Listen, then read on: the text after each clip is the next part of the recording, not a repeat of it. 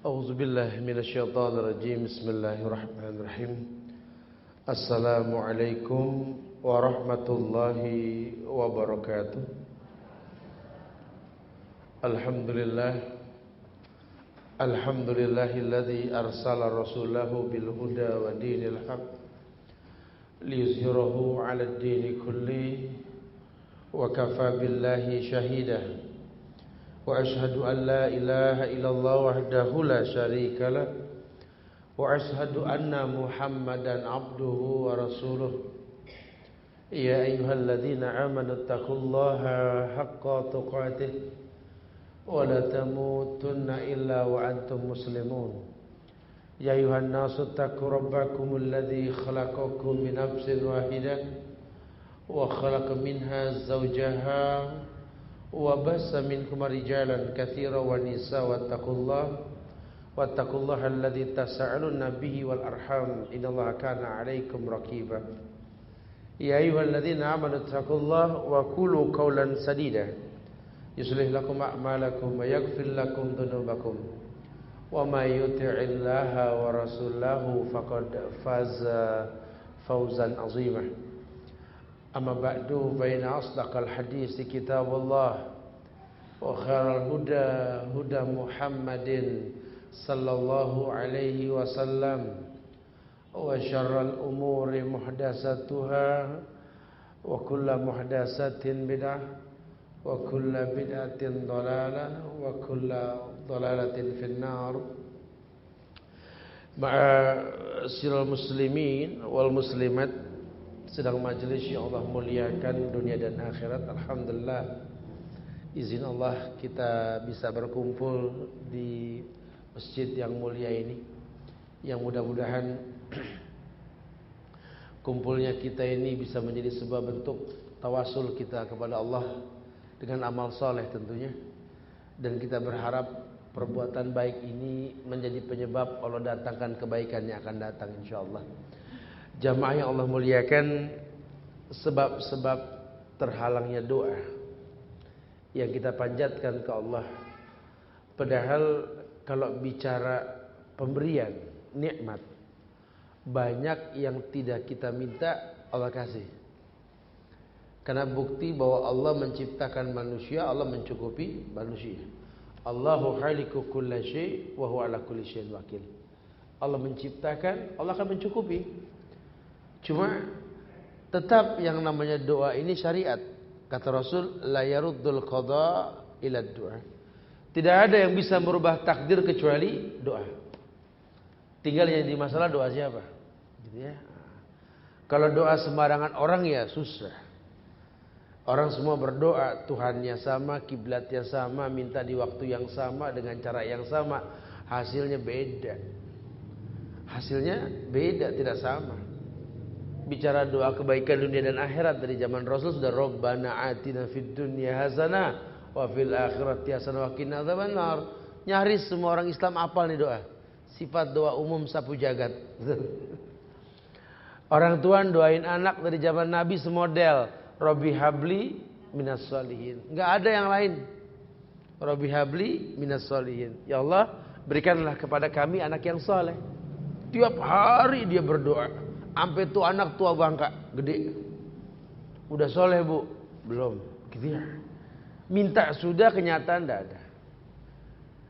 Orang menikah semua didoain. Barakallahu lak wa baraka alaik wa jama'a bainakuma fi khairin.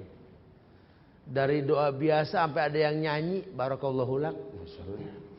Artinya rata tuh doa. Saya nggak bilang bener ya, nggak boleh nyanyi ya. Cuman kenyataannya orang berdoa begitu, gitu ya. Tapi ijabahnya wallahu a'lam Ustaz. Yang ada rumah tangga itu selama mengarungi bahtera kehidupan bengklai mulu. Pindah-pindah tuh warna ungu sama biru, ntar di sini gitu. Kekerasan rumah tangga. Ya KDRT ya. Ya mana barakallahu laki mana? Mana doa yang dipanjatkannya mana? Kok terhalang? Bicara minta rezeki, nyaris semua umat ini minta rezeki sama Allah. Malah kadang-kadang justru yang gak berdoa makin lebar aja tanahnya. mobil gonta-ganti, jalan sampai miring karena perabotan rumah tangganya penuh gitu ya. Itu dia Ustaz, Anda mau nanya takut jadi nggak enak Ustaz. Ya setelahnya Ustaz ngomong jadi enak nih, terusin gitu ya. Kok bisa ya orang nggak dekat sama Allah gampang sekali hidupnya? Iya, karena mindset kehidupan kembali kepada otak manusia. Tapi kalau orang Islam, dia akan konsisten dalam fitrah dirinya tercipta untuk apa? Wa ma khalaqtul jinna wal insa illa liya'budun. Orang Islam tuh enggak peduli Allah mau jadikan dia seperti apa, yang penting bisa ibadah. Jadi kita enggak ngebahas masalah kaya atau miskin, tidak. Tetap kok kalau orang miskin dalam Islam harus semangat usaha. Tetap kok orang kaya dalam Islam harus juhud. Apa juhud? Membatasi hidup dengan kenikmatan dunia. Ya orang biar kaya juga tetap Ramadannya 30 hari.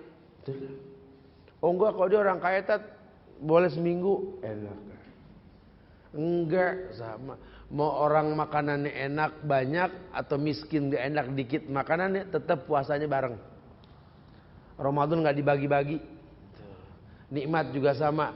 Orang mau kaya mau miskin, mau kasur empuk, kasur keras atau pakai tikar pandan sekalian kayak mayit ya, gitu ya. Tetap subuhnya sama jam 4.15. Betul? Selama di Jakarta, ya kalau negeri lain beda nanti ya. Iya artinya ibadahnya sama. Ini yang orang nggak boleh lupa. Makanya kita akan coba bahas dah. Ada beberapa model penghalang-penghalang doa nih, yang kadang-kadang kita nggak berasa bahwa yang kita lakukan menghalangi doa yang kita panjatkan. Yang pertama, kita orang yang gemar berbuat kezaliman berbentuk syirik. Umumnya dalil wa ma lizolimina min ansor. Tidak akan pernah ada penolong buat orang yang berbuat zalim. Dan zalim yang dimaksud inna syirka la zulmun azim. Yang utama zalim itu yang paling besar, kezaliman yang paling besar syirik. Ima syirik besar, kecil atau khafi. Ya syirik besar kita minta kepada selain Allah ya. Kalau syirik kecil kita riya. Atau bertawasul kepada yang tidak mampu. Atau kalau syirik khafi, menuhankan diri sendiri. Kayaknya kita sama Allah dikasih dispensasi banget dah. Kalau saya sih alhamdulillah Ustaz, Allah paham gak perlu banyak doa keturutan. Fa'amal insanu idza mabtalahu rabbuhu fa'akramahu wa na'amahu fayaqulu rabbi akraman. Kegeeran nih orang. Kalau lagi seneng kayaknya nggak doa aja gampang. Orang kalau lagi seneng udah modal berapa juga untung ada aja. Tapi kalau hidupnya lagi ruwet, masya Allah, sampai kehabisan jurus dan kesedot modal. Ya Allah. Dulu zaman kita berdosa kayaknya rezeki gampang. Ini sekarang kita udah ngindarin dosa. Allah nyari untung seperak dua perak susahnya, masya Allah. Ujian. Emang setan senang sekali nguji kita. Tapi Allah sudah katakan ujian itu untuk fala ya'lamanallahu alladziina shadaqu wa la ya'lamanal kadzibin. Emang Allah uji manusia. Tapi di mata Allah ujian itu akan membentuk karakter asli manusia. Fala ya'lamanallahu alladziina shadaqu wa la ya'lamanal kadzibin. Siapa di antara kalian yang jujur dalam beragama? Siapa yang tidak? Karena manusia ini kadang-kadang kalau diturutin yang dia pengen husu dah. Semangat. Giliran yang dia pengen Allah nggak kasih komplain. Hidup kebiasaan digampangin. Giliran lagi susah nggak demen. Ya sifat manusia. Makanya umumnya dalil dikatakan bahwa surat Luqman itu mengatakan bahwa inna syirka la zulmun azim. Bahwa yang namanya syirik itu kezoliman yang besar. Wa maliz zolimina min ansor. Dan tidak ada penolong buat orang yang berbuat syirik. Jadi kalau sampai nanti ada orang minta tolong sama dukun atau orang yang berbuat syirik, aneh. Lawang Allah yang bilang wa maliz zolimina min ansor. Sampai kapanpun tidak ada penolong buat orang yang berbuat zolim. Ima syirik, dosa besar atau dosa kecil atau hal-hal yang dibenci oleh Allah. Tidak ada kebaikan dengan cara melakukan apa-apa yang Allah benci. Tidak ada di Islam seperti itu. Jadi kita harus betul-betul tahu. Kenapa? Karena Allah sudah katakan surat Al-An'am ayat 82 itu, walladzina amanu walam yalbisu imanahum bizulmin ulaika lahumul amnu wa hum muhtadun gitu. Orang yang beriman yang tidak dia campur iman dengan kezoliman. Zolim tadi syirik besar, kecil maupun khafi atau semua kemaksiatan. Orang yang beriman yang tidak dia campurkan imannya dengan kerusakan-kerusakan tadi. Kata Allah, ulaika lahumul amnu wa hum muhtadun. Ulaika lahumul amnu. Orang yang seperti ini lahumul amnu, jiwanya tentram. Ulaika lahumul amnu, jiwanya tentram. Wahum muhtadun, dan gampang dapat hidayah. Karena kan yang penting ini bukan masalah kaya atau miskinnya. Tapi bisa nggak kita istiqomah dalam ibadah? Bisa nggak kita menjadi orang yang merupakan orang yang mengerti kebaikan yang diajarkan? Karena kan pada akhirnya bagaimana hidup ini bisa menjadi fasilitas kita beribadah kepada Allah. Kalau memang karena kemiskinan Kau jadikan hamba ini gemar beribadah ya Allah, ahyini miskinan. Hidupkan aku dalam keadaan miskin. Begitu pula seandainya kekayaan ini membuat hamba bisa gampang bersedekah. Wa'aghnini bifadlik. Perkaya aku dengan keutamaanmu ya Allah. Jadi orientasinya ibadah. Bukan ibadah. Karena banyak orang yang orientasi ini bukan ibadah. Ibadah. Penting sekali ya. Bahasan-bahasan seperti ini tekankan sekali dalam agama. Ya makanya kegiatan anak-anak muda fadol tuh. Yang pada mau. Biasanya kita adakan kajian tiap malam Kamis di Derabanian Al-Azhar, Masjid Agung.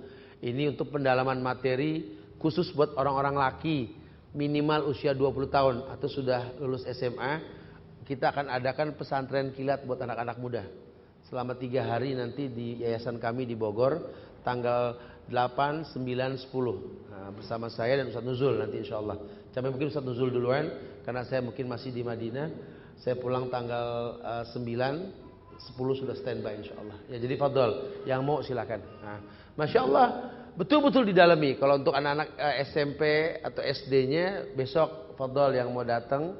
Tanggal 30, 31, tanggal 1. Jadi tahun barunya dalam pesantren kilat. Silakan yang mau di Bogor sana ya. Iya, lebih mendalam. Karena kalau tidak orang gampang komplain. Orang suka menganggap bahwa kenikmatan itu yang dia pikirkan, yang dia rasa. Padahal kadang manusia dibikin sama Allah mencintai sesuatu yang kadang buruk buat dia. Atau membenci sesuatu yang kadang baik buat dia. Nah kalau orang yang kenal sama Allah selesai. Makanya ditekankan sekali. Ini ada penghalang yang utama dari doa yang kau panjatkan. Yakni perbuatan syirik, kezoliman, baik terselubung maupun transparan. Allah yang mengatakan, wa maliz zalimina min ansar. Tidak ada penolong buat orang yang berbuat syirik, tidak ada. Sampai kapanpun tidak ada sudah.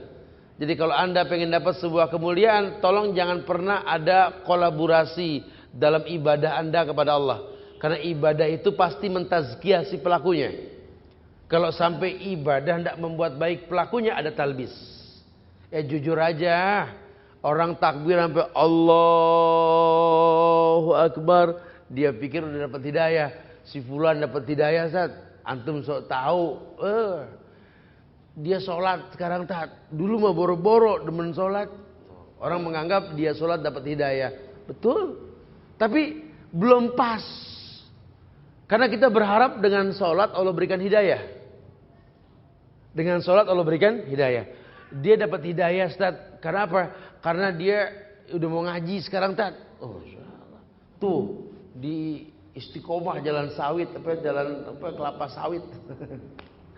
Dia sudah dapat hidayah, alhamdulillah. Tapi kita berharap dengan dia hadir Allah berikan hidayah, begitu ya.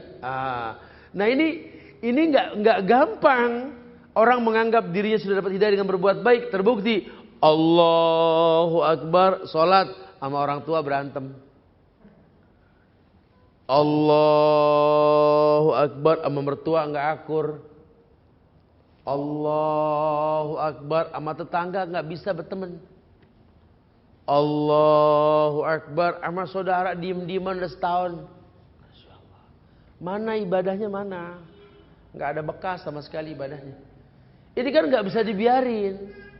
Ya, oleh karenanya Islam kabarkan tentang karakter-karakter penghuni sorga. Dan mudah-mudahan kita tergolong nih. Ada 3 bentuk karakter penghuni sorga. Ya, mudah-mudahan kita tergolong nih. Jadi kita ukur sendiri dah. Nggak usah rame. Dah masing-masing aja ukur. Karakter yang pertama namanya qoribin. Qorib. Penghuni sorga itu ciri khas yang pertama qoribin atau qoribun. Yakni orang yang supel, gampang akrab. Tuh, karakter penghuni surga yang pertama qorib. Orangnya supel. Orangnya gampang akrab. Yang kedua hayyin. Hayyin. Pakai hak besar ya, hayyun bukan hak. Kalau hak kecil artinya malu atau hidup. Tapi kalau hayyin lembut. Penghuni surga itu lembut. Selain qorib, gampang akrab sama orang supel, hayyin, baik, emang baik, nggak dibikin-bikin, orang emang baik gitu ya. Baik sama orang tuh tutur katanya, ya Allah ya. Dia juga punya anak lagi di pesantren, kalau kangen sama anak dia, lihat anak orang tuh, ya Allah, Masya Allah, anak siapa nih, baik betul ya. Udah makan belum sayang? Betul, nggak dibikin-bikin. Karena yang dibikin-bikin biasanya mata sama mulut nggak matching tuh. Mulut tahu, mata melotot lagi. Hayyun. Yang terakhir ya ini sahlin. Karakter yang ketiga sahlin. Orangnya gampang. Enggak ruwet. Oh, kalau mau dia sih gampang banget orangnya Ustaz. Enggak ruwet dia lah. Ya, paham ya? Sahlin tuh ya. Yang pertama qorib, gampang akrab, 2 lembut, baik ya. Kemudian yang ketiga sahlin, gampang, enggak ruwet. Ada yang ngomong di hatinya gue banget.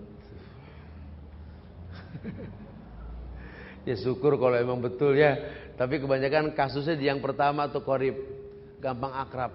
Dan gampang akrab ini bukan sama semua orang akrab. Ya, lebih kepada khusus orang baik. Lah kalau sama semua orang akrab, sales juga gitu. Sales sama siapa juga nawarin barang sampai assalamualaikum bapak, di mana pak? Ya, akrab bener nih orang gitu. Tapi kalau yang dimaksud gampang akrab di sini sama orang baik. Karena nggak semua orang bisa deket sama orang baik loh. Orang kayak di ruqyah kalau ngeliat orang baik, kayak anak ngeliat orang tuanya, ada mama. Ada papa. Takut nggak orang tua? Biasanya orang kalau punya salah takut. Saya suka sekali mengajak anak-anak muda, orang laki khususnya kalau umroh, kayak yang umroh besok bareng kita, tanggal 31 hingga tanggal 9 itu biasanya kalau di Madinah, saya selalu subuh saya bilang sama orang laki, ikut kajian syekh. Ayo, saya terjemahin nanti. Selesai terjemahan, Ustaz saya Abdul Razak atau siapa yang ada di situ, saya Ibrahim atau saya Muhammad Saiban, selesai nanti, yuk kenalan sama syekh. Harus kenal. Biasanya mereka, enggak ada Ustaz. Halus Ustaz tuh kan. Ya, baru mau kenalan sama orang baik udah kayak di ruqyah. Anak gemeter tat. Ruqyah begitu tuh. Itu belum dijampe-jampe itu udah gemeter itu ya. Gimana kalau udah dibacain? Harusnya tidak. Penghuni sorga itu kalau ada orang baik nempel langsung. Syekh datang dari Madinah Ustaz, kajian di Istiqlal, datang. Ada orang soleh mau mengadakan kajian jelas sanatnya gini-gini, datang. Gampang akrab, ada ustadz baru nih lulusan gini-gini dia mau kajian, temuin. Penghuni surga begitu. Ya, ndak eman sama orang baik. Ya karena dia tahu sekali berteman sama orang baik gak ada kerugian. Almar'u ala dini khalili. Karena orang tuh tergantung agama temannya. Kalau temannya orang baik semua, ya otomatis dia baik. Orang gak baik, tiap hari ngelihat yang baik, dengar yang baik, hatinya baik.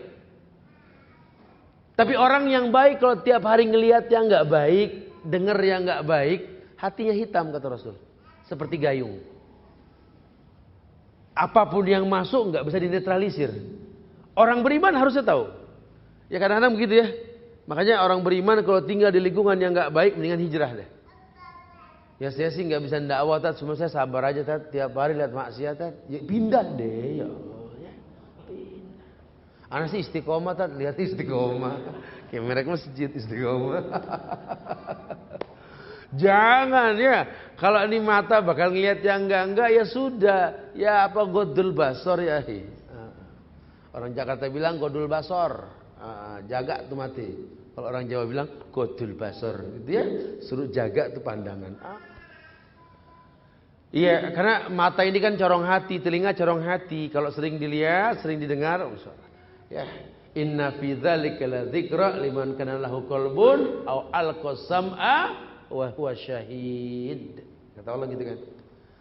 Itu Quran ladzikra liman kana lahu qalbun. Itu Quran peringatan buat orang yang punya hati. Tapi enggak semua orang hatinya berfungsi, Ustaz. Iya. Au alqasam'a wa huwa syahid. Kalau hatinya belum berfungsi, biar telinganya mendengar, biar matanya melihat. Nanti hatinya berfungsi. Kita cuma butuh rutinitas. Ya, kalau rutin berbuat baik, ini manusia makhluk yang paling fleksibel ini. Ya, dia akan baik. Makanya momen yang tepat nih, kita kalau udah suka sama kajian, ini momennya tepatnya liburan nih. Fadal, mumpung liburan, anak lagi pada nggak sekolah, ya suami istri punya cuti akhir tahun, fadal liburan.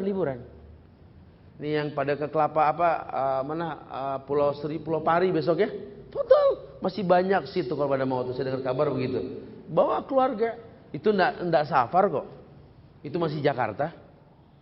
Ya, Pulau Seribu Jakarta bukan? Jakarta Utara. Enggak ada permasalahan. Pakai mahram enggak, Ustaz? Ya, pakai mahram untuk penjagaan itu bagus. Kalaupun tidak, diantar, ditinggal, kemudian dijemput lagi enggak apa-apa. Lalu bukan safar. Lain kalau safar berlaku hukum qasar nanti. Bingung orang dari kemarin. Kita mau ikut saat, cuman harus pakai mahram, kita gini-gini gitu ya. Tapi kajian lebih jauh aja enggak pakai mahram, enggak rame gitu ya. Takut ditahjir tat, nggak boleh kajian di pantai. Masya Allah gitu ya. Ya Allah yang nyuruh suruh kajian di alam. Afala yang zuruna ilal ibili kaifa khuliqat, wa ilas samai kaifa rufi'at, wa ilal jibali kaifa nusibat, wa ilal ardi kaifa sutihat. Fadzakir, siapa yang nyuruh? Allah. Kata Allah apa? Apakah kau tidak ngelihat bagaimana onta diciptakan? Ngelihat onta di masjid, di majelis. Di mana ngelihat onta? Di gurun Sahara keluar, atau ke Arab Tat Mahal, ya udah ke Taman Safari. Salah gak sih saya ngomong betul ya? Apakah kalian tidak melihat langit ditinggikan? Mana kelihatan langit ini mah bikinan. Saya juga bisa painting beras ini. Langit yang asli di mana? Di luar majelis. Gunung ditinggikan, bumi dihamparkan, laut diluaskan. Allah yang bilang fadzakir, mikir gitu ya. Ya, maksudnya orang suruh memanfaatkan semua alam ini buat tafakur gitu loh. Ya nanti kalau sudah ndak piknik kembali lagi ke majelis. Nah di majelis nih kita terus perdalam karena lebih khusyuk memang kalau begini ya. Tapi kalau di alam bagus karena jujur loh ya, saya nggak paham. Kalau orang-orang yang mungkin tidak memperhatikan hak anak untuk piknik, ya, anak cuma dididik di rumah, ini kan nggak bisa juga. Ya mereka berhak untuk jalan-jalan. Tapi kalau karena nggak ada tempat pariwisata yang syar'i, terkesan akhirnya anak besar di lingkungan yang nggak syar'i. Saya sering sampaikan kepada orang-orang tua murid, anak-anak kalian di pesantren sudah bagus, 3 bulan, 4 bulan sampai 6 bulan. Itu mereka tidak makan minum sambil diri. Alhamdulillah. Bangun sholatnya juga Masya Allah subuh. Jamaahnya on time. Azan, qomat, sholat. Tapi kalau sudah liburan, itu anak makan minum sambil lari. Bukan sambil diri lagi. Sholatnya berantakan. Kenapa? Karena nggak ada tempat pariwisata yang syar'i. Orang sholat laki perempuan ikhtilat. Laki perempuan sejajar karena berebut tempat sholat. Wudunya terbuka. Ya Allah, apa nggak ada yang terpikir membuat tempat pariwisata syar'i atau paling tidak membimbing piknik yang syar'i? Karena kalau dibiarkan muskilah. Nah, mulailah kita terpikir untuk seperti itu. Nah, makanya ayo manfaatkan mumpung waktu libur sama anak-anak, kita jalan, kita bisa, atau terserah baiknya. Tadi sudah saya contohkan, kalau emang nggak mau kemana-kemana, fadhol ada pesantren kilat itu ya, nanti tanggal 30, 31 tanggal 1 Desember.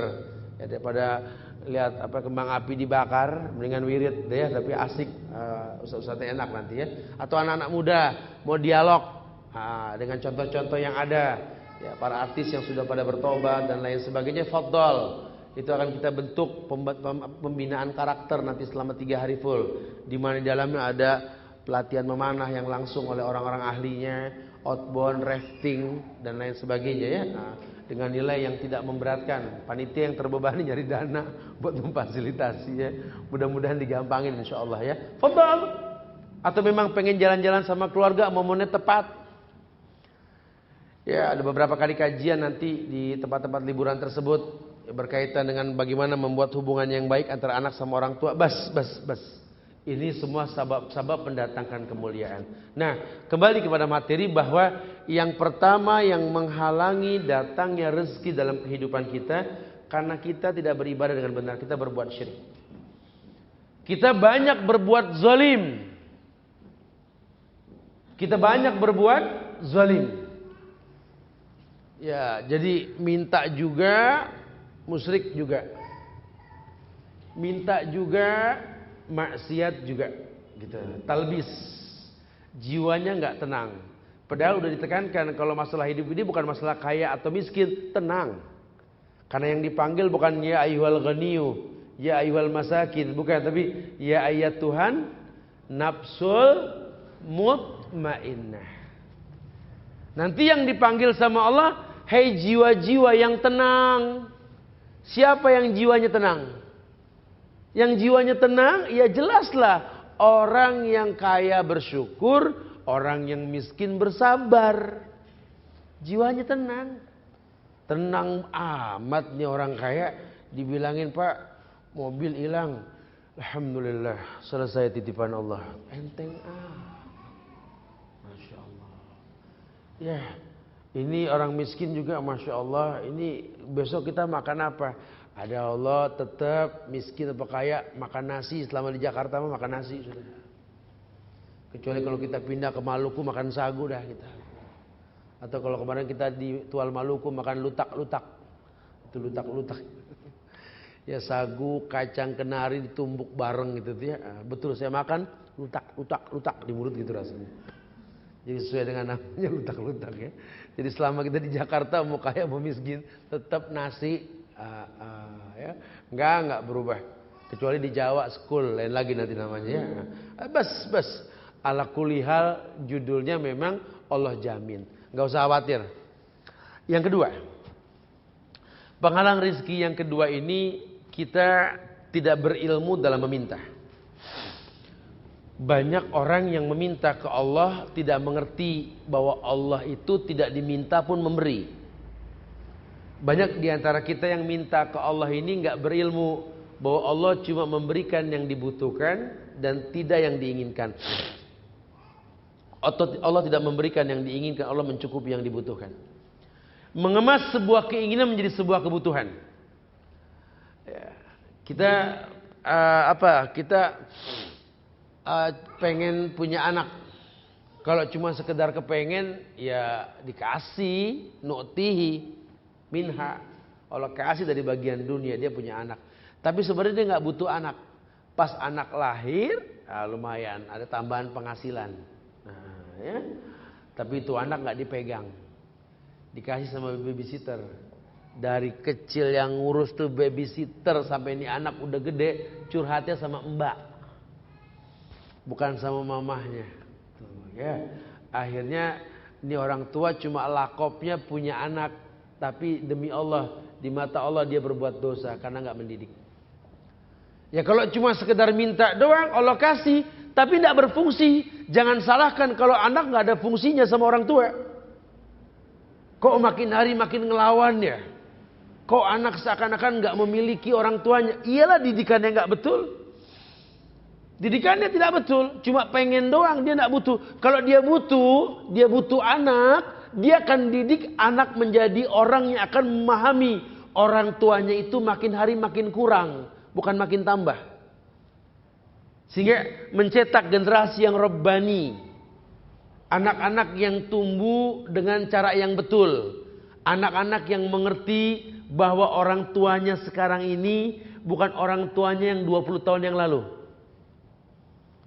Anak-anak yang mengerti bahwa ilmu yang dia miliki ini karena tangga orang tua yang memang dia injak untuk sebuah keberhasilan. Kadang-kadang orang tua berani banting tulang nyari dana buat nyekolahin anak.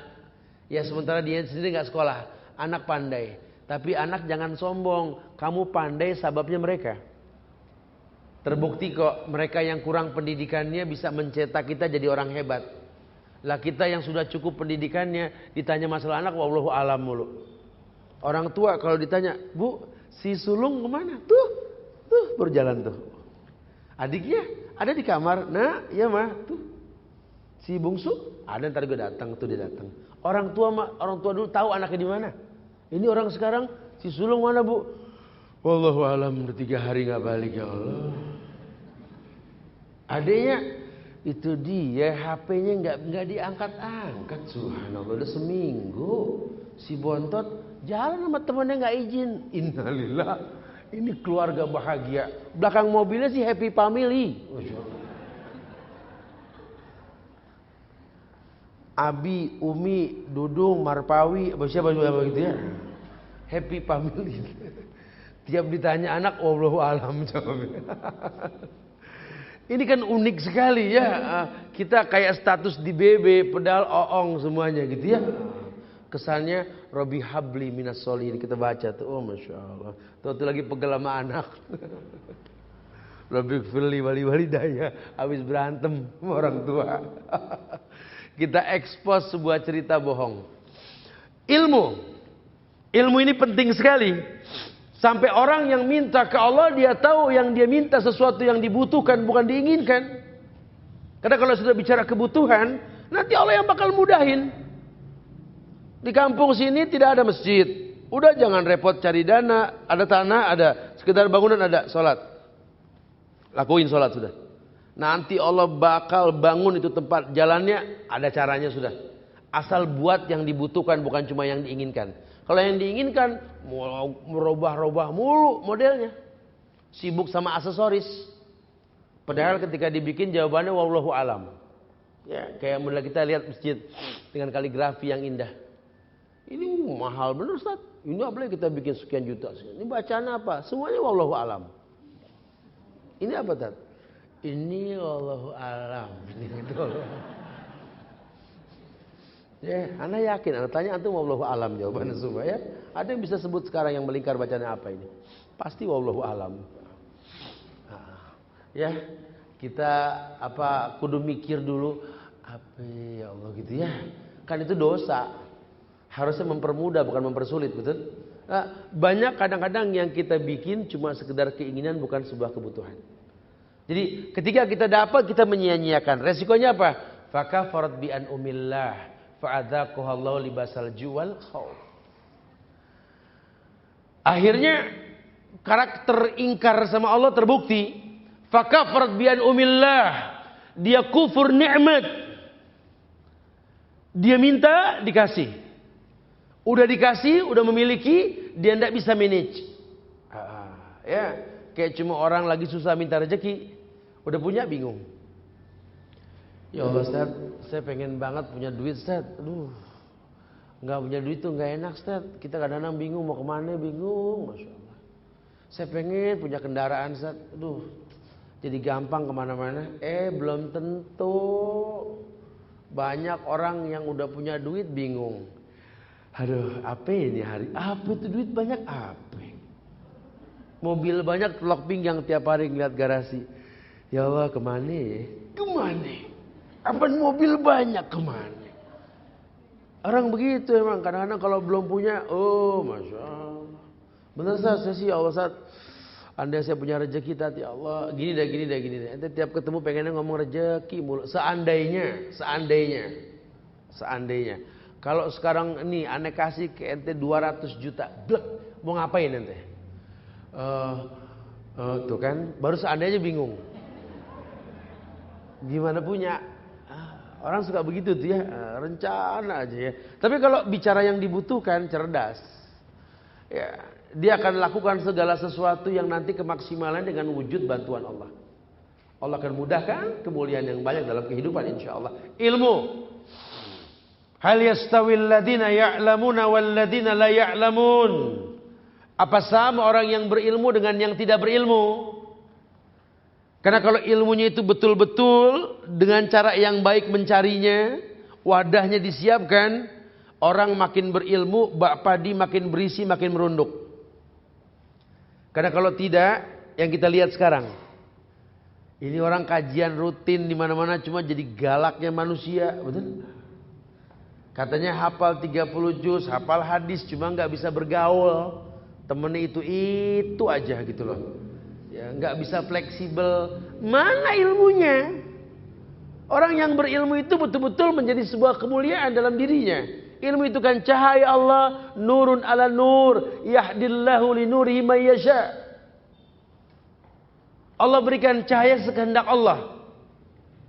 Orang yang diberikan cahaya ilmu beda. Beda sekali. Kelemah lembutan dalam dakwah, penyampaian, kebaikan dalam sosialisasi. Ya, kadang-kadang dia tidak ngomong, orang lihat dia aja taubat. Ya.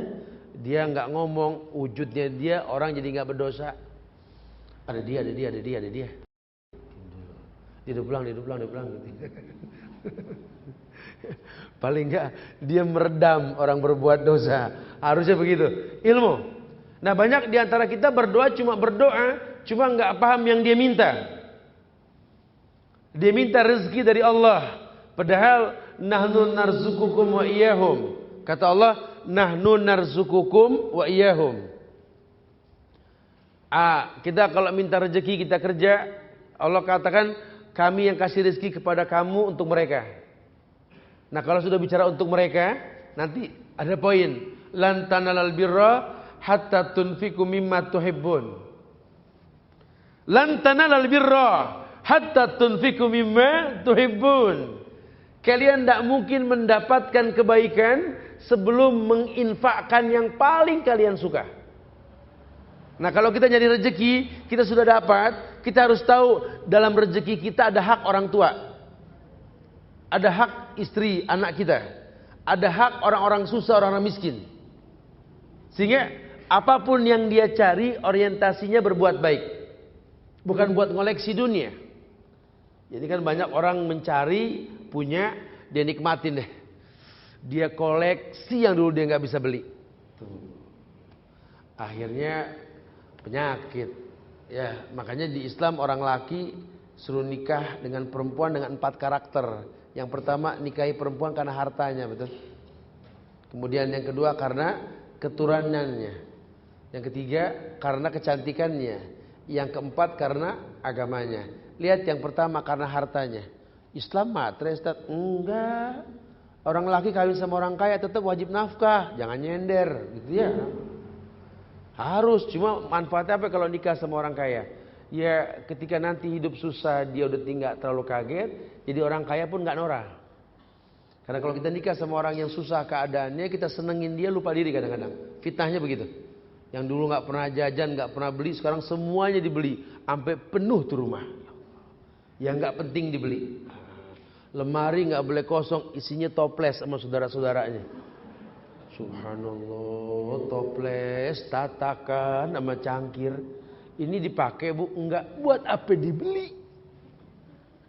Ya saya demen aja, demen yang sama yang begini. Baju full belemari dipakai enggak? Iya. Tapi kalau orang yang biasa hidup senang udah nggak kaget. Boleh fadl, makanya Nabi contohin, dinikah sama seorang wanita lebih tua dan kaya. Karena dia cari partner hidup bukan sekedar istri. Semua perempuan bisa jadi istri, tapi tidak semua istri bisa menjadi partner hidup kita. Itu yang paling penting. Sampai kalau dibilang, ya mungkin latar belakang Rasul memang dia butuh orang tua, butuh ya wallahu alam, itu psikologis ya. Tapi kan setelah itu beliau menikah dengan saudara dengan Aisyah, betul? Seorang gadis mungil, Aisyah radhiyallahu anha. Dan Nabi sama Aisyah tinggal di mana? Di Nabawi, yang sekarang jadi kuburan itu kan rumah Aisyah. Dari rumah yang cuma 3x6 itu, yang cuma muat 3 kuburan, Rasul, Abu Bakar, Umar. Rumah yang kecil, yang kalau tiap pagi itu sarapannya cuma air putih, roti kering sama korma. Disitulah turun hadis yang mengatakan baiti jannati. Rumahku surgaku. Dahsyat ya. Yang orang sekarang kalau ngomong home sweet home gitu ya. Artinya baiti jannati, katanya nggak nyambung ya. Tapi yang pasti dia hayalkan baiti jannati, rumahku surgaku. Lah kalau kita bilang rumahku surgaku, kalau nggak gede tuh rumah, hordeng nggak bergelombang, karpet diinjak nggak melesek, belum gitu ya. Tapi jujur loh, baiti jannatinya Rasul lihat. Rumah kecil di pojokan masjid dekat Raudhah. Di situ Nabi mengatakan baiti jannati. Kesederhanaan inilah yang membuat Nabi menjadi penghuni surga. Dan siapapun yang datang ke rumah Rasul, Allah yahdi. Tetangganya semua tertarik masuk Islam. Betul-betul rumahku surgaku. Isinya orang yang berilmu. Orang yang tahu sekali kalau sampai dia minta ke Allah, yang dibutuhkan, yang diminta, bukan cuma yang diinginkan. Tidak ada kolaborasi dengan keharaman. Tidak ada kolaborasi dengan yang haram. Oh, dia tahu sekali. Ya kenapa? Karena wa maliz zalimina min ansor tadi di awal. Tidak ada penolong buat orang yang berbuat zalim. Wa maliz zalimina min ansor. Nabi tahu tidak ada penolong buat orang yang berbuat zalim. Ima zalim diterjemahkan syirik, kezaliman atau dosa-dosa yang kecil sekalipun. Tapi kalau dirutinkan, kita berbuat baik juga, kita talbis dengan kemaksiatan juga, akhirnya nggak ada bekas. Sholat juga ribut sama orang tua juga, sholat juga sama mertua nggak akur tadi, sholat juga sama saudara nggak tegor-tegoran, sholat juga sama pemerintah nggak ada akurnya, sholat juga membenci kelompok-kelompok Islam, ya. Sholat juga nggak berbekas. Mana ilmunya? Mana ilmunya? Makanya kalaupun dia minta ke Allah tanpa ilmu, mungkin dia dapat yang dia inginkan, tapi tidak ada kebaikan dalam kehidupannya. Wa iyadu billah wa na'udzubillah. Iya. Ada kebaikan yang berkaitan dengan hutang piutang. Salah satu doa kita yang kita panjatkan ke Allah, kita min ghalabati dain wa qahri rijal gitu ya. Kita minta sama Allah untuk dimudahkan urusan hutang. Wa qahri rijal, dan supaya kita nggak dibenci sama manusia. Gimana caranya Ustaz ya? Ngutang tapi nggak dibenci. Oh susah tuh, susah ya. Ya apapun caranya kalau orang ngutang cepat bayar supaya nggak dibenci. Ya. Karena kadang-kadang kita kalau masalah hutang piutang ini, ya Allah Ustaz, waktu mau ngutang sampai cakep betul Ustaz. Yang laki sampai nyisir pakai kemeja, perempuan pakai bedak, mau kemana mak? Mau ngutang gitu ya. Sampai cakep betul. Giliran ditagi ngeles belaga lecek. Ana pengen nggak punya utang Ustaz. Ya Allah, wa min ghalabati dain wa qahri rijal. Saya pengen dijauhin dari utang, kebencian manusia. Ada sabda Rasul yang mengatakan begini. Hadis riwayat At-Tabrani. Hadis ini dalam Sunan At-Tabrani, disahihkan oleh Syekh Albani. Kata hadis ini, man sarrahu ayunjiyahu Allah min qarabin yaumal qiyamah wa ayazillahu tahta arsi falyanzur mu'siran. Barang siapa yang senang untuk diselamatkan oleh Allah dari kegundah gulanan pada hari kiamat nanti dan diberi naungan di bawah arsy, maka hendaknya dia memberi masa tenggang untuk orang miskin, buat yang dihutangi. Kata Rasul, man sarrahu ayunjiyahu Allah min kurabi yaumil qiyamah. Barang siapa yang senang, ingin, mau untuk diselamatkan oleh Allah dari kegundah gulanaan hari kiamat. Wa ayuzillahu tahta arsyihi, dan ternaungi dengan naungan arsy, karena nanti kan panas banget di mahsyar itu ya. falyanzur mu'siran. Maka hendaklah dia memberi tenggang ke orang yang berhutang. Jadi kalau kira-kira orang tersebut memang betul-betul susah, minta waktu, kita gampangin, oh ya udahlah. Jadi orang yang sahalin tadi 3 karakter ya. Nah, orang yang gampang akrab, orang yang lembut, orang yang sahalin. Ya udah nggak apa-apa. Ya Allah maaf, saya udah janji hari ini, cuman subhanallah saya nggak bisa ngomong deh. Memang kenyataannya belum ada yang beli. Gimana? Ya sudah nggak apa-apa. Qadarullah wa ma syaa fa'ala. Sudah nanti kalau sudah ada baru kasih kabar. Sudah nggak apa-apa. Ini orang yang begini, sahlin. Karena memang nggak terbebani. Nah, yang masuk neraka siapa? Orang yang mendustakan. Adi mah gampang, kita gampangin aja. Nah itu bangunin neraka tuh. Itu nggak boleh. Tapi kalau orang yang sahlin begitu. Kemudian riwayat lain mengatakan, man sarrahu ayunjiyahullahu min kurabi yaumal qiyamah falyunaffis an mu'siran aw yada'u anhu. Kata Rasul, barang siapa yang mau untuk diselamatkan oleh Allah dari kegundah gulanaan pada hari kiamat, maka hendaknya dia memberi masa tenggang untuk orang miskin atau membebaskan hutangnya. Ya kita lihat deh, ini orang memang susah. Utang gak seberapa, udah rezeki gak ketukar. Ma'anfaqtum min syai'in fahuwa yukhlifuh. Apapun yang kalian infakkan, Allah yang bakal ganti. Ma'anfaqtum min syai'in fahuwa yukhlifuh. Kalau memang ini orang layak untuk dibebasin, bebasin. Kecuali kalau memang tidak, tagih, itu hak.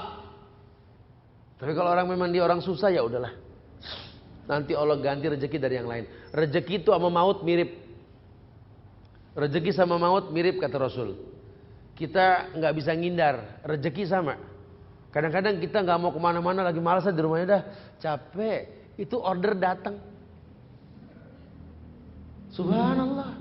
Kadang-kadang seharian kita nungguin orang beli, ya Allah, berteman sama laler. Sampai ya Allah ya Karim, Masya Allah. Ada juga yang datang nanya alamat. Ya nggak apa-apa, ya, namanya kita silaturahmi. Giran di rumah nggak kemana-mana, orang datang. Ya itu rezeki, itu masuk terserah Allah. Ya, Allah telah berikan rezeki ke tempatnya. Allah yarzuqu may yasha, memberikan rezeki sekehendak Allah. Tidak ada masalah. Kayak begitu, maut juga sama, kita nggak bisa ngindar. Saya mulai sekarang pengen olahraga. Kenapa? Temen saya nggak olahraga mati, gitu ya. Terus Anda olahraga nggak mati? Berapa banyak orang lagi mau ngoper bola mati? Berapa banyak orang lagi smash badminton mati? Kan teman kami, salah direktur BSM itu ya, lagi main badminton. Masya Allah, ya. Enggak, bicara maut sama rezeki mirip. Ya. Tapi bukan berarti kita, oh ya kalau gitu, kalau olahraga mati, nggak olahraga mati mendingan diem. Enggak, beda. Olahraga nyaman, badan sehat. Beda ya. Jadi kita pengen nyaman hidup ya. Kalau maut diserahkan ke Allah lah. Ini orang miskin, bantu. Rezeki nggak ketukar. Mana tahu kita nanti, kita punya anak miskin, kemudian di posisi seperti ini, orang gampangin dia. Kan boleh jadi sekarang kita bantu orang. Nanti mungkin yang kita bantu anak kita. Kita nggak pernah tahu. Allah tuh ngasih titipan ke siapa aja. Allah bagi ke siapa aja. Dengan kita banyak berbuat baik, Allah tahu sekali. Kan salah satu berbakti ke orang tua yang sudah mati, sudah wafat apa? Ya ini sambung silaturahmi dengan teman-temannya ketika hidup. Sehingga, anak si fulan bin fulan ya. Ya Allah, orang tua kamu tuh Masya Allah. Orang baik. Ya kita tahu tuh. Atau, ya Allah, ujian ya. Kamu punya orang tua yang Masya Allah dulu ya. Ya kita tahu orang tua kita gak baik dulu. Ya maafinlah kalau orang tua saya punya salah mungkin ya. Ini saya anaknya siap. Bas, orang yang berilmu tahulah. Tidak ada keburukan sama sekali. Atau riwayat lain. Kana rajulun yudayyinun nasa fakana yakul li fatahu idza ataita mu'siran. Fatajawaz anhu la'alla Allah yatajawwazu anna. Falaki Allah fatajawaz anhu. Subhanallah. Hadis Bukhari Muslim muttafaqun alaih ini. Kata Rasul gini, kana rajulun yudayyinun nas. Dulu ada orang lelaki yudayyinun nas, yang selalu memberi hutang kepada orang-orang. Fakana yaqulu li fatahu, dia berkata kepada fatahu yang bantu dia, pembantunya, anaknya atau pegawainya, li fatahu yang bantu dia. Dia berkata begini, idza ataita mu'siran, nanti kalau kamu mendatangi orang miskin yang berhutang dengan saya, kamu tagih gitu ya, fatazawwaz anhu, tolong bebaskan hutangnya. La'alallahu yatajawwaz anna, semoga Allah bebaskan dosa-dosa kita. Falaki Allah fatazawwad anhu, lalu dia berjumpa kepada Allah dan Allah membebaskan dosa-dosanya. Kemudian kata Rasul, setelah dia ngomong begitu, dia wafat. Dan Nabi melihat dia di padang mahsyar, Allah bebaskan dari hutang. Ya, bebas. Jadi kalau memang kita mau meninggal, banyak sangkut paut yang belum selesai, ya Allah, hamba bebaskan semua sangkut paut manusia kepada hamba, ya Allah. Ya, disaksikan, kita berwasiat. Nah, kalau kira-kira udah nggak enak di badan gitu ya, nyuruh bakal susah, kesian nih orang nanti bakal nyari-nyari dia di padang mahsyar. Demi Allah, saya bebaskan. Kemarin saya di Tual Maluku tuh saya ketemu sama orang tua ya, yang seperti ini. Jadi di depan kamarnya itu kata anaknya, tidak ada lagi orang tua seperti abi kami, Ustaz. Atau mau lihat, ayo kita main ke rumah. Main ke rumah. Ini ayahnya orang kaya, dari kecil sudah kerja di Maluku, dagang. Ya. Itu dia punya rumah besar, tapi yang dia pakai rumah kecil di belakang tokonya. Orang anggap dia susah, benar rumahnya terbagus. Di rumah kecil itu dia tulis di depan pintunya itu 1-2 judul tulisan. Yang pertama dikatakan, saya Fulan bin Fulan, saya tidak sebutlah namanya. Saya berwasiat kepada anak cucu saya, kalau seandainya mereka berbuat salah sama saya, dunia akhirat saya maafkan kalian. Yang keduanya ditulis lagi, dan saya berwasiat, kalau anak cucu saya pada hari ini tidak sholat subuh berjamaah di masjid, tidak usah ajak ngobrol saya sepanjang hari. Sengkek ya, tapi Masya Allah. Jadi betul-betul saklek bahasanya. Kenapa? Dia bebasin. Ambil yang pertama bahasannya. Dia bebasin. Karena dia tahu sekali Nabi yang mengatakan bahwa falaqiyallahu fatazawwaz anhu. Orang yang seperti itu, maka ketika dia wafat, dia berjumpa dengan Allah, Allah bebaskan semua dosanya. Masya Allah. Ya kalau cuma gara-gara urusan dunia segitu mah bebasin dah, bebas dosa kita. Karena ini kalau dosa bisa kita beli, nanti di akhirat kita pengen beli. Allah sudah bilang, ma'aghna anhu maluhu wa ma kasab. Itu Abu Lahab tuh, lobiannya begitu tuh. Inilah hartaku, inilah anakku, aku tebus semua dosaku ya Allah. Ma'aghna.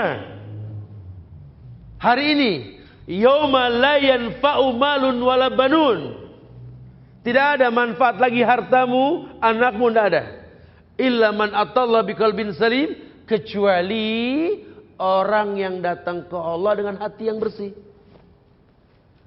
Iya.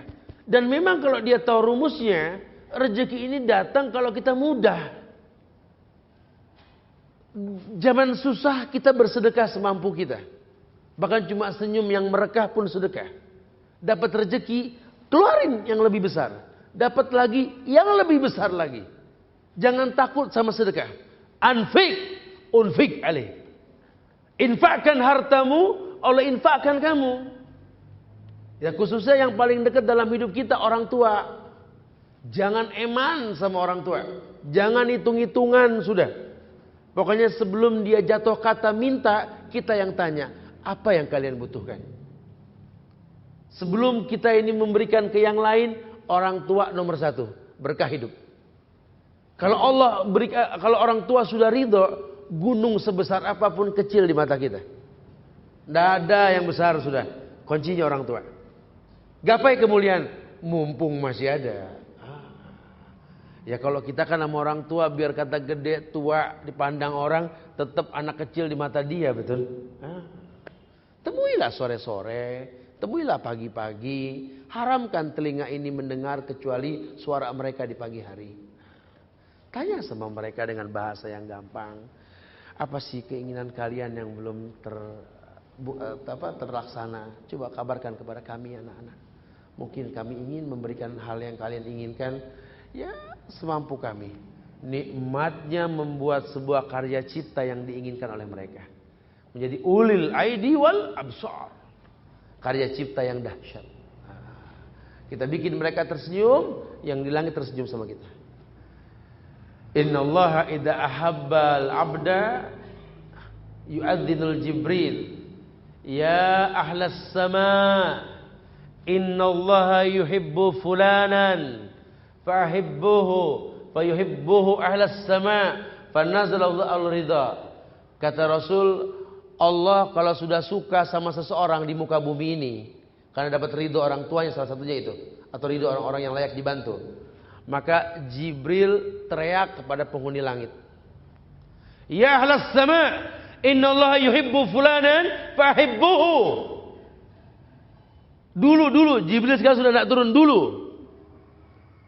Itu kalau ada orang yang Allah sukai di muka bumi ini, Jibril teriak, hei penghuni langit, Allah suka sama si fulan, sukai dia. Seluruh penghuni langit menyukai dia. Kalau seluruh penghuni langit sudah menyukai dia, Allah turunkan ridho dalam kehidupan.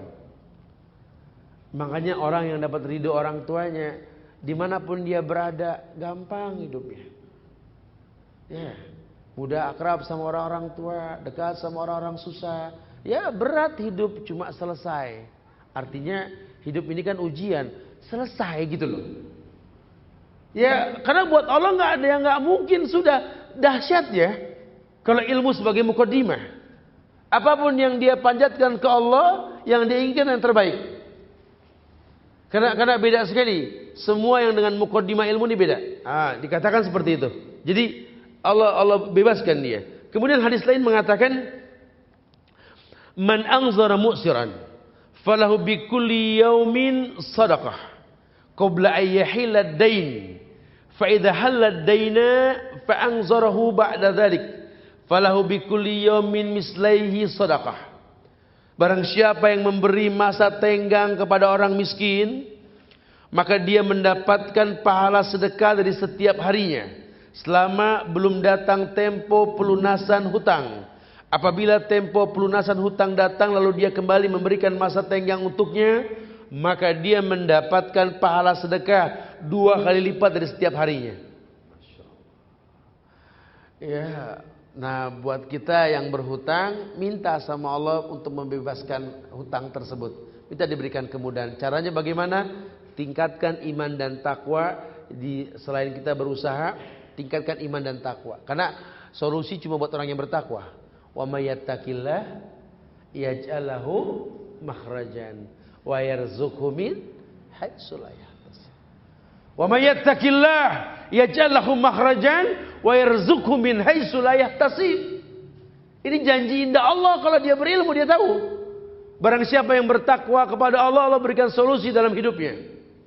Janjinya gitu kan? Wa may yattaqillah yaj'al lahu makhrajan wa yarzuqhu min haitsu la yahtasib.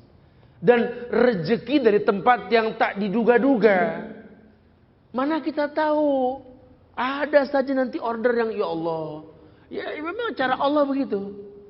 Kitanya tetap banyak silaturahmi, banyak usaha. Jangan udah susah diem. Ya Allah. Jangan. Datang ke tempat pengajian, kenal sama orang, tetap ceria menghadapi hidup, jalani semua perintah, jauhi semua larangan. Bohong kalau Allah nggak jamin orang yang seperti ini. Ya, karena janji-janji Allah dalam Quran dan sunnah-sunnah Rasulullah SAW. Baru dengan sendirinya waktu yang bercerita nanti. Wa may yattaqillaha yaj'al lahu makhrajan wa yarzuqhu min haitsu la yahtasib. Baru wa may yatawakkal 'alallah fa huwa hasbuh. Kesempurnaan. Ya tawakkal 'alallah fa huwa hasbuh. Enggak eman, ngebantu enggak eman. Karena dia yakin ini bentuk tawakal. Fa huwa hasbuh. Wa may yatawakkal 'alallah fa huwa hasbuh. Qad ja'alallahu likulli syai'in qadran. Allah telah ciptakan semuanya itu dengan batasan. Miqdar. Semua berbatas. Tidak ada yang sulit buat Allah. Ar-Rahimun yarhamukumur Rahman. Irhamu man fil ardi yarhamukum man fis sama'. Ar-Rahimun, ya Allah, orang yang baik. Ar-Rahimun yarhamukumur Rahman. Orang yang baik, orang yang ulas asih. Yarhamukumur Rahman, dicintai sama Ar-Rahman Allah. Irhamu man fil ardi yarhamukum man fis sama'. Belajar mencintai yang di bumi, yang di langit mencintaimu. Dia tahu sekali pokoknya gimana caranya hidup ini bermanfaat buat orang lain. Makanya kalaupun dia harus meminta ke Allah, minta dengan ilmu. Bukan cuma sebatas terlaksana apa yang dia inginkan. Bukan hanya keinginan tok. Cuma bagian dari sebuah kesempurnaan. Khairun nas anfa'uhum linnas. Sebaik-baik manusia yang paling bermanfaat buat manusia lainnya. Hadis yang terakhir, inna awwalan nasi yastazillu fi zillillahi yaumal qiyamah lirajulin yanzuru mu'siran hatta yajida syai'an aw tasaddaqu alaihi bima yatlubuhu yaqul mali alika sadaqatun ibtigha'a wajhillah wa yahriku sahifatahu. Naam. Sesungguhnya orang yang pertama diberi naungan dalam naungan Allah pada hari kiamat nanti, lirajulin yang zoro mu'siran, adalah orang lelaki yang memberikan masa tenggang kepada orang miskin. Hatta yajida syai'an, yakni sampai dia bisa melunasi. Jadi terus dikasih masa tenggang, apalagi dia lihat memang nih orang usaha cuma belum mampu, ya nggak apa-apa. Nanti kalau kamu sudah mampu, ini saya bisa bayar. Besok gimana kamu? Ya Allah, sudah pakai dulu, udah pakai, gampang. Sudah kamu udah ada usaha, nggak apa-apa. Insya Allah manfaat nanti. Saya belum terlalu membutuhkan kok. Tapi tolong jangan zolim. Kalau sudah ada, bayar. Bukan saya pengen saya ambil hak saya saja. Mungkin nanti ada orang lain yang butuh. Saya bisa alokasikan. Paling tidak, kalau kamu betul, orang lain tertolong, ada kemudahan. Ya, bisa. Kalau mau bisa, bukan tidak. Kemudian menyedekahkan hutang tersebut kepadanya. Di mana dia berkata, mali alaika shadaqah ibtigha wajhillah. Sambil berkata, harta yang kamu hutangi adalah sedekah untukmu. Wa yahriku sahifatahu, dia robek lembarannya karena mengharap wajah Allah. Sudah, tidak ada hutang. Ya, kenapa? Lan tanalal birra hatta tunfiku mimma tuhibbun. Dalam Islam kan begitu.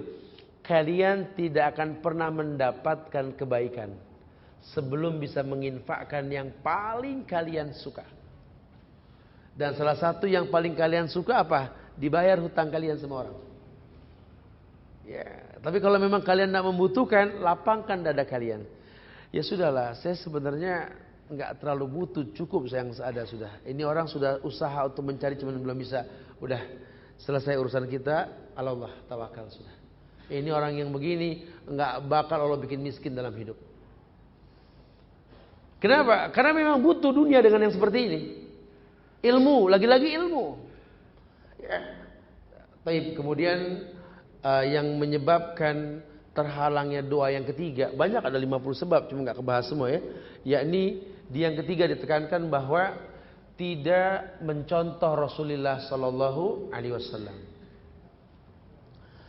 Tidak mencontoh Rasulullah. Banyak orang yang betul-betul melakukan aktivitas keagamaan, tentu yang berkaitan dengan doa saat ini, dia tidak mencontoh Rasul.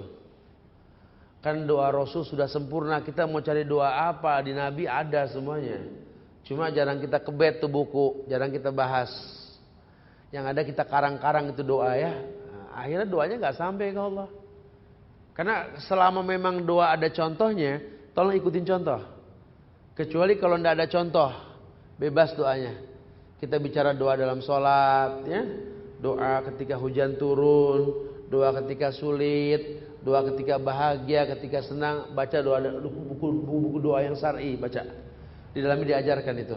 Nah, ini banyak orang yang berdoa tapi nggak mencontoh Rasul. Padahal dia setuju mengatakan laqad kana lakum fi Rasulillahi uswatun hasanah. Telah ada contoh yang terbaik pada diri Rasulullah sallallahu alaihi wasallam. Cuma kenyataannya dia tidak mampu. Dia tidak mampu berbuat baik. Kerugian akan dia rasa. Wa yadubillah wa nauzubillah. Sambil menanti waktu asar kita berdialog. Silakan yang mau bertanya. Akhirud da'wana alhamdulillahirabbil alamin. Naam.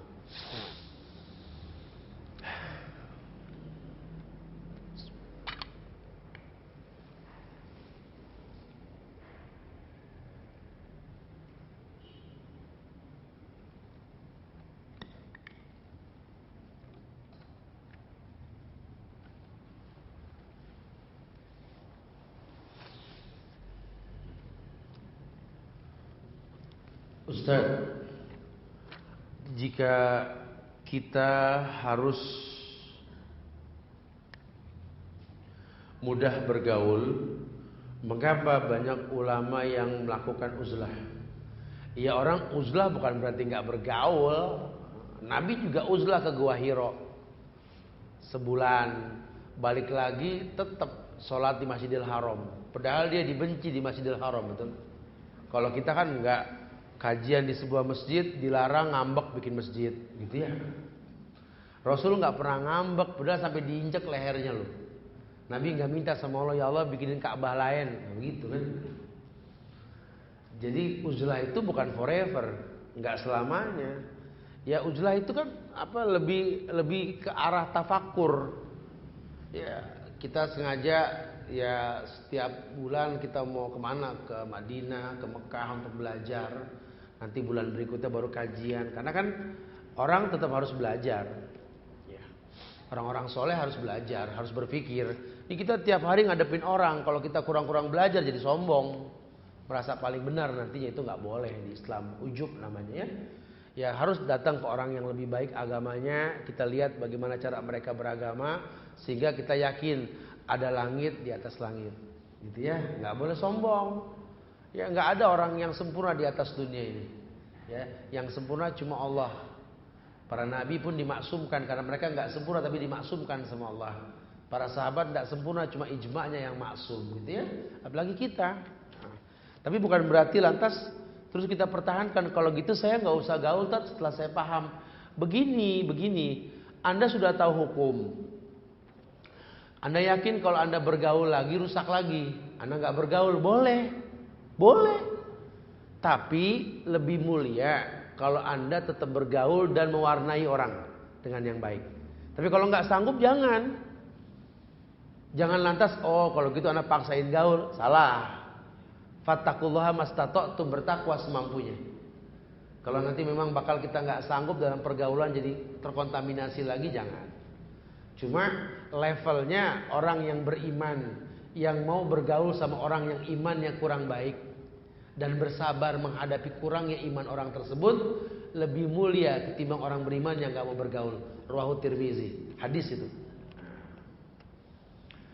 Ustaz, bisa diringkas apa saja 50 sebab doa yang tidak terkabul? Panjang sekali ini ya, bahasannya panjang sekali. Bisa dirujukan pada kajian di YouTube Ustaz Subhan tentang 50 sebab terhalangnya doa. Itu kajian saya harus butuh waktu 2 bulan untuk bahas itu ya. Jadi nanti nggak apa-apa. Memang secara umum yang saya simpulkan 3 tadi poinnya. Secara umum. Di dalamnya nanti ada seorang suami yang punya istri yang zolim. Doanya nggak bakal diijabah. Seorang istri yang yang tidak bisa berbakti kepada keluarganya. Anak yang durhaka kepada kedua orang tuanya. Rakyat yang zolim kepada pemimpinnya banyak sekali. Nah kebetulan yang meringkas jumlah tersebut Ibnu Qayyim dalam kitab Ad-Dawa Dawa. Ya, sebenarnya sih nggak berbatas, cuma secara umum begitu. Makanya lihat waktu yang singkat saya suruh bahas 50 sebab, kayaknya nggak mungkin nih gitu ya. Makanya saya simpulkan 3 hal tadi dengan contoh yang simpel. Mudah-mudahan paham. Wallahu a'lam. Ustaz, kami ingin sekali berilmu tentang Islam. Namun jika kami mendengar ceramah yang serius, kami jadi ngantuk. Tapi kalau dengan Ustaz yang masih ada humornya, kami tidak ngantuk. Bagaimana ya Ustaz? Ya semua juga begitu ya. Sebenarnya sih ini ceramah bukan masalah canda atau serius ya. Ketika kita connect dengan yang menyampaikan, insya Allah nggak ada masalah. Ya yang serius juga kalau kita paham yang dibahas ya nggak bakal ngantuk. Apa sering nonton sinetron betul? Kalau ngikutin ceritaan minggu kemarin kan nggak ngantuk. Mama, tar dulu. Tapi begitu kan? Karena konsen. Ini kan banyak orang ngantuk karena nggak nyambung. Lagi si Ustadz ngasih contohnya yang ruwet-ruwet. Atau kadang-kadang timingnya nggak tepat. Orang udah capek kerja dari pagi, siang capek begini, sore capek, ceramahnya coba pikirkan. Ya Allah suruh mikir lagi ya Allah. Gitu. Kayaknya kurang pas gitu ya. Orang kalau udah siang begini, udah senengnya yang instan-instan aja lah ya. Kalau kita suruh ajak mikir bakal malas ya. Ya pikirkan coba. Jumlah Quran, jumlah hadis, astagfirullah gitu ya. Apalagi kalau udah malam, kajian malam, orang suruh mikir, la ilaha illallah ya. Udah gak bakal bisa masuk nantinya. Ustadz tanggal 30, 31, tanggal 1 SMP, SD SMP. SD lebih diutamakan. Coba catat nomor telepon yang saya siapkan buat urusan-urusan begini 082 triple 1 082 triple 1 46 45 46. Nanti saya lemparkan broadcastnya nanti insyaallah ya. Nah, itu ada WA-nya 082 triple 1 46 45 46 ya. Nanti saya kirimkan broadcast kedua-duanya nanti insyaallah. Assalamualaikum Ustaz. Bagaimana sikap kita jika mertua masih mengajak merayakan tahun baruan? Satu sisi saya sedang belajar istiqomah dalam menjalani sunnah dan menjauhi bid'ah. Namun sisi lain harus berbakti kepada orang tua dan suami. Ya memang muskilah ya. Kita tidak bisa pilih takdir. Dan sekarang ditakdirkan di keluarga yang seperti ini. Ya istiqomah dalam paham kita. Tapi kalau kita tidak mampu untuk merubah dengan tangan, dengan lisan, ya banyak berdoalah. Jadi kita ikutin aturan main mereka, ingkari hati kita. Ya udah pelan-pelan, jangan lantas kita jadi ribut, ya. Akhirnya kita nggak tegur sapa, jangan. Lihat cara Rasul, tetap satu Masjidil Haram walaupun harus bareng di situ. Hati kita mengingkari, kata Allah kan dalam Quran, illa man ukriha wa qalbuhu mutmainnun bil iman. Tidak ada kafir buat orang yang dipaksa kafir. Ya, selama hatinya beriman. Sama dengan orang yang sudah tahu hukum tapi dia nggak punya lingkungan, mau nggak mau di situ. Sabar. Ya, kenapa tuh orang bikin dosa berani terang-terangan, kita bikin kebaikan kok ragu-ragu? Ya mungkin karena kita nggak sebaik mereka. Mereka berbuat dosa ngajak asik. Kita berbuat baik nggak pernah ngajak asik.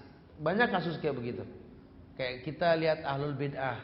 Ahlul bid'ah kalau ngadain acara, selesai acara tetangganya yang ahlu sunnah dapat berkat, dapat besek, betul?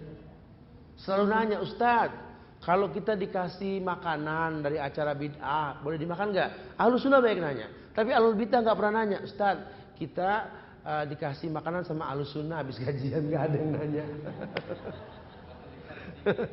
Kita kalah teknik, ya. Dia bikin dosa pakai baliho, kita bikin pahala pakai broadcast, biru lagi tulisannya, sampai susah bacanya. Allah, di mana ini kajian? Kita nggak berani pakai baliho. Tuh teman-teman di Kalimantan, di Sulawesi dahsyat, mau dengar bahasa kita. Kemarin kajian di sana 5x10 baliho di mana-mana, kajian sunnah. Sampai yang datang tuh yang awam, masya Allah. Ya, karena memang iklan, kita nggak berani. Kita kalah sama rokok. Rokok bikin dosa gede-gede. Kita berbuat baik pakai broadcast. Lagi tulisannya, masya Allah. Terus kita nggak pernah sisa makanan kasih tetangga, biar mereka makan. Mereka merasakan nikmat. Jadi susah nggak sampai dakwah kita. Kita paksa orang untuk paham kita tanpa kenyamanan yang kita berikan. Ini kan salah. Buat sebuah karya cipta, orang tertarik dengan sendirinya. Kenapa? Jadilah magnet hidup untuk orang lain. Nggak usah demo sama pemerintah, jangan mencaci maki. Jadi orang baik, pemerintah respon kita nanti. Lawang orang berfungsi masa nggak direspon? Tambang saja dalam bumi digali kok. Ini ada orang baik di atas bumi, bohong nggak dihormatin. Terbukti kok ya. Kita buktikan sudah seperti itu. Wallahu a'lam. Assalamualaikum. Apa benar kesolehan anak-anak dipengaruhi oleh dosa yang masih dilakukan orang tuanya? Misalnya orang tua masih ada riba. Wallahu a'lam bissawab. Ya, anak tidak terkena dosa. Tapi memang susah maksimal dalam kebaikan. Makanya nanti kalau anak yang sudah berilmu, dia akan tahu dengan waktu nanti orang tuanya berbuat yang salah. Kata Syekh Shalih Fauzan dalam fatwanya, beliau mengatakan orang yang belajar dan dibiayai oleh orang tua yang masih makan konvensional, maka boleh mengambil sebatas keperluan buat belajar karena dia belum bekerja. Tapi kalau dia sudah mampu untuk mandiri, wajib meninggalkannya. Ya pengaruhnya pasti ada lah ya. Karena talbis, kalau Imam Syafi'i, jangankan yang haram, yang syubhat saja tidak akan pernah dikonsumsi buat para penuntut ilmu. Karena khawatirnya nanti kalau dia sudah menuntut ilmu dengan cara yang haram. Pernah dengar nggak nama Al-Hajjaj As-Saqafi? Pernah dengar? Al-Hajjaj As-Saqafi itu orang munafik yang membunuh Abdullah bin Zubair bin Awam, yang membunuh Mu'az bin Umair, dai-nya Rasul yang ke Madinah. Ya, wallahi Mu'az siapa namanya Al-Hajjaj As-Saqafi itu dia bisa nulis Quran sambil merem. Sudah hafal, bisa nulis periwayat hadis lagi. Tapi dia munafik. Ilmu tidak bermanfaat buat dia. Kenapa? Karena talbis. Ini orang tua jangan main-main nuntut anak belajar membiayai dengan uang haram. Hati-hati. Nanti kau petik buah yang busuk. Al jaza bi jinsil amal, balasan tergantung perbuatan. Sudah. Jam berapa ini? Sudah, kelas, taib. Ya ini nggak kebaca semua kalau sudah asar ya, insya Allah ya, yang akan datang mudah-mudahan ya. Ya, jam berapa asar? 20. Oh ya berarti masih ada waktu 10 menit lagi ya. Saya habisin aja, oke ya. Saya takut salah, di situ jamnya beda sama ini. Nah, terhalangnya doa rizki diantaranya tidak berilmu. Bagaimana seorang yang sudah mengetahui bekerja di bank adalah memakan riba namun masih tetap bekerja di bank tersebut? Iya, buat orang yang masih terikat dengan sistem konvensional, kewajiban dia meninggalkan. Nah bicara meninggalkan, bicara ibadah. Bicara ibadah semampunya. Karena mungkin sudah sekian tahun dia terikat dengan bank konvensional, dia sudah punya hutang piutang, dia tidak bisa resign langsung. Menyelesaikan bahasa Islam, wada' ma baqiya minar riba, selesaikan yang ada, jangan ulang lagi. Ya sebenarnya nggak harus bank konvensional dia kerja, terikat KPR, BTN, Adira dan lain sebagainya kan. Sudah, selesaikan yang ada, jangan dimulai lagi. Gitu ya. Nah itu bagian dari meninggalkan. Salah satu syirik adalah riya, ujub. Apakah termasuk syirik menganggap diri banyak berjasa dalam membantu suatu majelis? Itu syirik khafi namanya. Syirik khafi. Syirik yang lebih lembut daripada derap langkat semu hitam di atas batu hitam di tengah malam yang hitam. Yang menyebabkan tidak mau menerima saran nasihat. Iya, syirik khafi namanya itu ya. Ustadz, apakah termasuk berhutang seorang yang menjanjikan sesuatu pada orang lain, baik berupa materi, pekerjaan, tapi orang yang menjanjikan tidak memenuhinya, padahal orang tersebut menjanjikannya di hadapan orang tersebut? Ya iyalah, ini termasuk hutang. Ya, al-wa'du dain, janji itu hutang. Ustadz, saya bekerja di bank.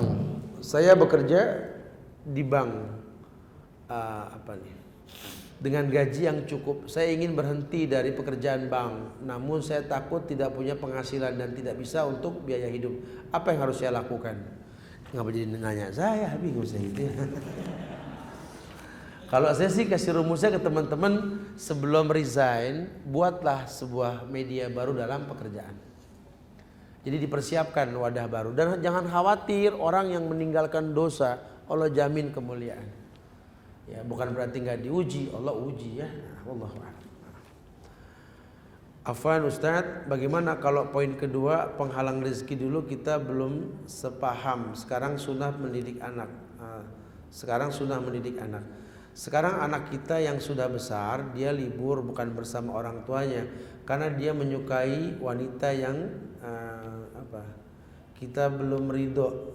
Masalahnya belum berjilbab dan si wanita belum selesai kuliah. Syukran.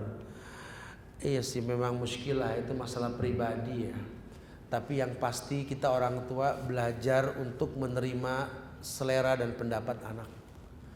Kalau memang anak kita yakin bisa membentuk calonnya ini jadi orang baik, ya biarkan dia berjuang. Namun arahkan, boleh nikah asal dia berkerudung. Kasih bayangan. Karena mungkin kalau banyak orang pengen, saya pengen banget cari orang yang hafal Quran buat jadi istri. Dia pikir seenak begitu saja. Kita kawin sama orang yang pinter, pasti ada gesekan. Nah sekarang kalau Quran hafalannya banyakkan istrinya ketimbang suaminya, dia jadi imam. Emang enak gitu ya. Ya, saya suka ketawa geli sendiri gitu ya, orang pada pengen gini, tapi nggak sekufu. Cari istri yang hafal hadis.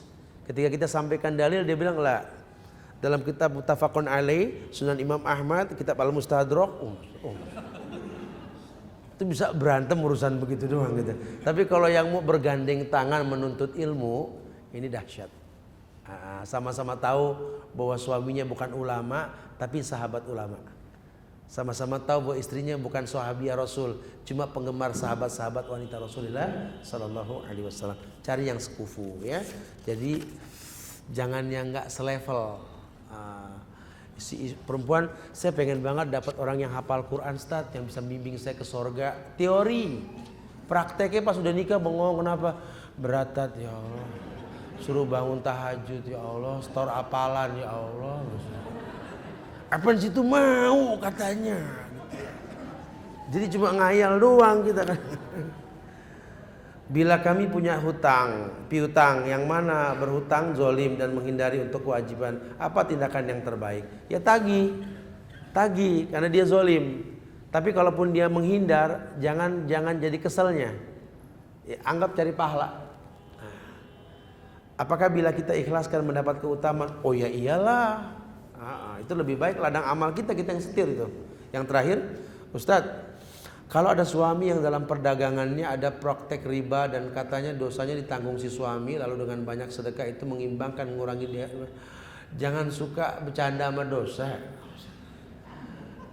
Berani nanggung dosa, astagfirullahaladzim. Jangan, ya hindari. Makin bisa menghindari yang dosa makin baik. Ya katakan sama istrinya, doakan, insya Allah selesai ini kita akan cari yang lebih halal daripada ini, insya Allah. Itu lebih baik ya. Bukan udah dosa urusan aneh, nanti tinggal makan. Stok pahalanya banyak orang kan. Insya Allah manfaat ya yang disampaikan buat anak pribadi, buat antum-antuna sekalian. Ya Allah minta maaf ya kalau ada kekurangan, kesempurnaan hanya milik Allah. Kita tutup dengan kafaratul majlis. Subhanakallahumma bihamdika, asyhadu an la ilaha illa anta, astaghfiruka wa atubu ilaik. Assalamualaikum warahmatullahi wabarakatuh.